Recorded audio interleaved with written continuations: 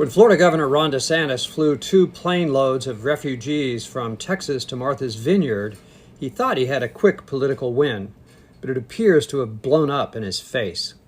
The 500,000-strong Venezuelan refugee community in Florida is up in arms.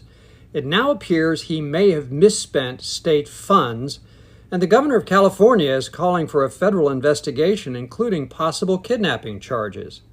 The Florida Commissioner of Agriculture is asking the Department of Justice to investigate how the refugees were transported across state lines, and humanitarian questions abound about the mistreatment of this vulnerable group of people, including how they may have been lured into this trip with false promises of employment, which raises questions regarding human trafficking.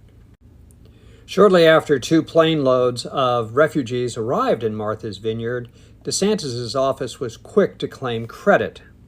It sounded as if these refugees had been flown from Florida to Massachusetts, but that appears not to be the case. In fact, the flight appears to have originated out of San Antonio, Texas. Why is money from the Florida Treasury being spent to move refugees from Texas to Massachusetts? That's the question that's being asked today.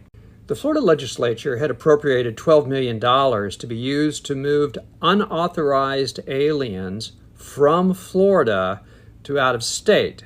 That money was, by the way, interest on a COVID relief fund account.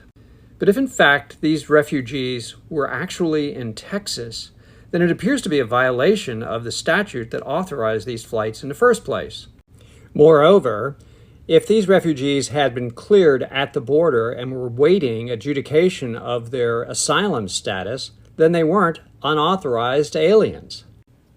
Also, DeSantis coordinated the publicity on this closely with Fox News, giving it the appearance of a campaign event rather than official Florida business. But it was taxpayer dollars that were spent, so ethical questions naturally arise related to all of this.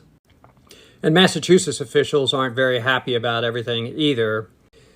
Massachusetts State Senator Adam Gomez wrote this on Twitter: "Transporting undocumented immigrants across state lines against their will, isn't that the very definition of human trafficking?" I'm J.C. Bruce. I hope you'll follow me here on TikTok and check out my bio for links to my books and my monthly newsletter. Thank you.